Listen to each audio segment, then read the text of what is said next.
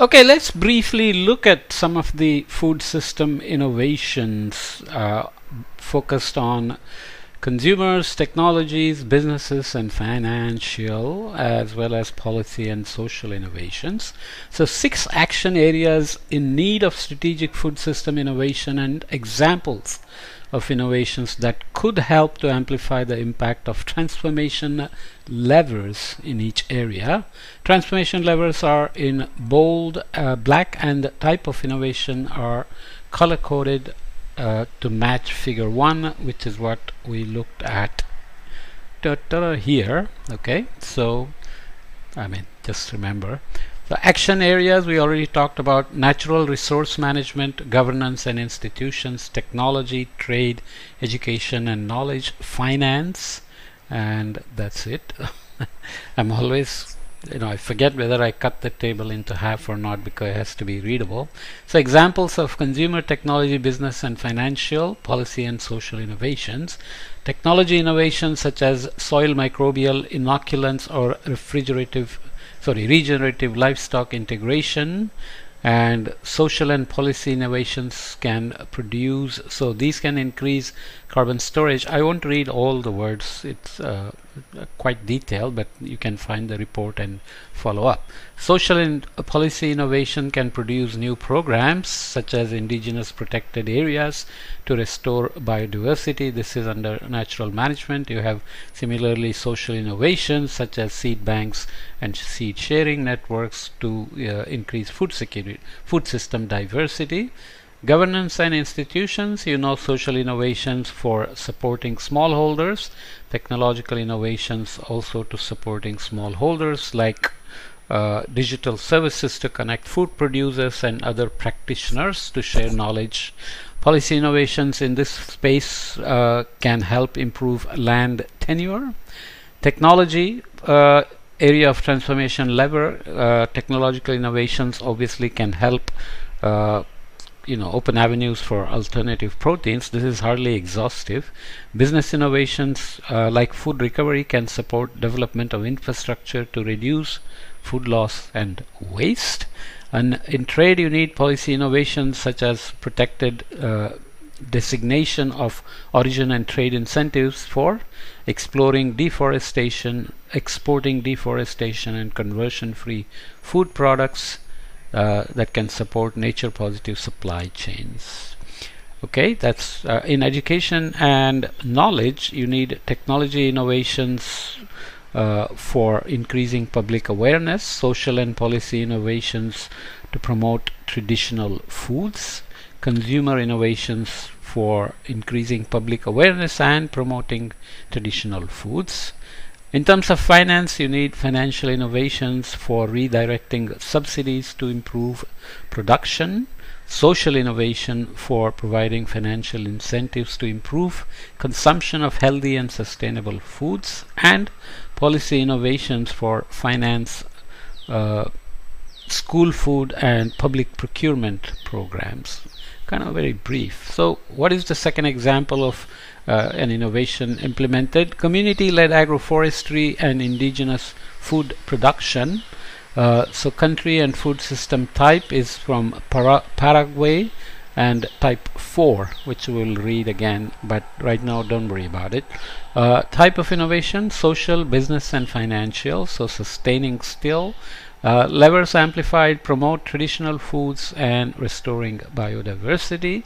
See women here, already gender diversity and using women in employment, livelihoods. Impact, of course, architectural impact and major changes. Other innovations that could amplify the impact when combined with policy innovations such as legislation to support food sovereignty and promoting indigenous-led tourism. This could lead to path-breaking impacts and major changes for indigenous communities. Technological innovations for supply chain traceability could lead to additional architectural impacts. So please click on those links if you want to follow up. There is text associated with these that add some details that I'm going to skip. Box 3, hermetic storage to reduce food loss and waste.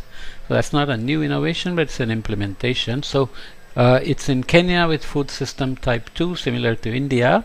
Type of innovation, technological, so levers amplified, adopting high-tech methods for increasing food production, reducing waste, and so on. Impact and change, incremental impact and smaller changes.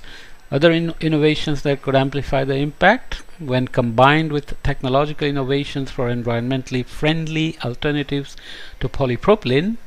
Incremental impacts could spread to other environmental concerns, so a lot of co-benefits. Financial innovations such as microloans or other creative funding models could also lead to architectural impacts and major changes. Architectural impacts are basically here how the system works and how system itself begins to change in its links and support structures and connections and so on.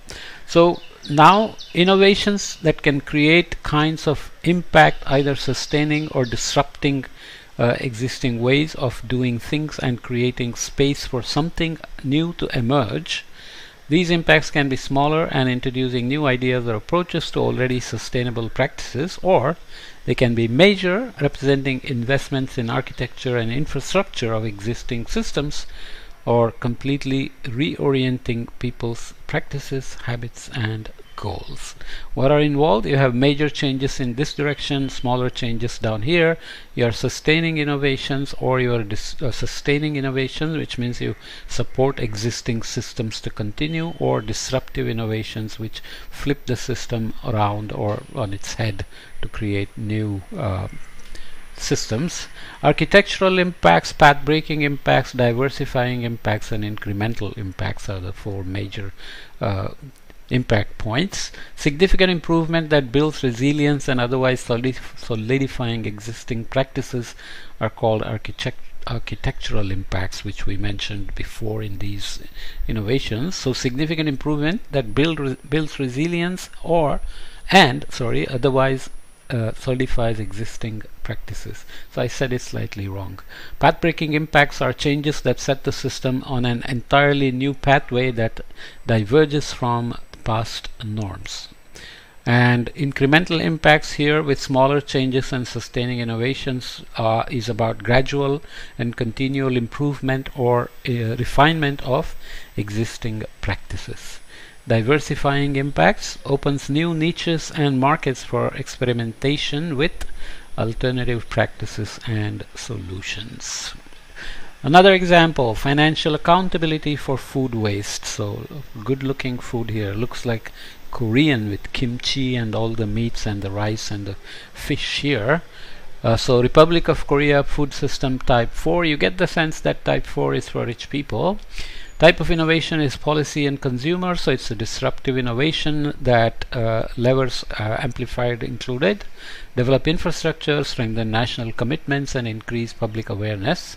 Impact and change, path-breaking impact and major changes. Other innovations, technology innovations, putting the right infrastructure in place and providing consumers with the tools that make disposal easy and are essential to delivering maximum impact. There's an article going around that talks about how South Korea has completely reduced or completely eliminated food waste. So this is part of that. It's apparently very successful. So here we are talking about financial accountability for food waste. So that's part of the concept of eliminating food waste. Let's read one more before we stop this podcast, and just to make sure. How long are we? We are only 9 minutes. How many slides do I have left? I have quite a bit, 10 more. So let's read one more. Meal kits for food waste reduction. This is from US and Canada food system type 5. Type of innovation, consumer and business, so it's disruptive. Developing nature positive supply chains and developing infrastructure are the levers, and impact and change include diversifying impact and smaller changes. Innovations to amplify. When combined with technological innovations to reduce food packaging, which is a big deal in these rich countries in terms of waste or unintended consequences of supplying food. The smaller changes to overall energy footprint of meal kits can be amplified when combined with technological innovations to reduce food packaging. When combined with business innovations for sourcing local ingredients, meal kits could create path-breaking impacts and major changes for consumers and smallholders. So depending on what is included, you see a lemon here and some vegetables and flat noodles and some leafy vegetables and so on. If you're trying to supply these in a consistent way and you want some things to be there all seasons, in all seasons, then food miles can be an issue because you will be importing a lot of things. Okay, one more, box 6, empowering women through community organizations. Try Oyster Women's Association from the Gambia. Food system type 2, so again poorer countries. This is a social innovation that sustains existing practices, restores biodiversity, increases diversity, promotes traditional foods, and empowers smallholder farmers. Impact and change are incremental and architectural impacts both for smaller and major changes. And other types of innovations that could amplify the impact, sustaining impacts created by TOA, Try Oyster Women's Association, could be amplified by policy innovations that further empower community stewardship of mangrove ecosystems and technology innovations that could offer alternatives to mangroves for fuel wood. So oysters are obviously growing in coastal waters where mangroves are offering the habitats, and mangroves are also cut down for fuel wood. So you can eliminate mangrove loss as fuel wood, and you can have mangrove ecosystems that are maybe community ownership or some kind of a policy innovation that provides stewardship of mangrove ecosystems and technology to these women. So let's come back and think about systems perspective on innovation. Systems perspective is a descriptor that's used often.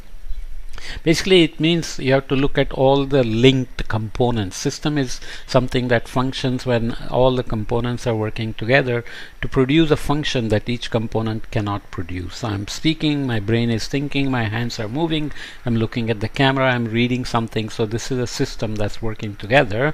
If we focus on solutions that only focus on one component, then you can have unintended consequences on the other components or the overall function of the system. So systems perspective is always important for any problem, but especially for earth system problems, climate problems, innovations of solving or transforming food systems, and so on and so forth. So let's come back and continue this. Probably should conclude in the next podcast. Okay.